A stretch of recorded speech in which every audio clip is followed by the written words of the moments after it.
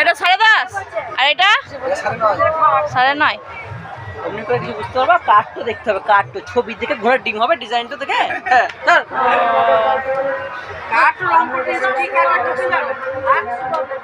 আর ওই বক্স কাটটা ওইটা, হ্যাঁ ওটা 10। বল তো কোনটা নিব, তো এখানে 8 দিন দেবে। হ্যাঁ এইটা বল তুই কোনটা নিব, একটু করে সাথে দেবে। আসলে ব্রেক করে বলো, বলো তুমি একটু ছোট বলো। না কেন আপনারা যেতে বলেন না, তুমি কেন বলছো না?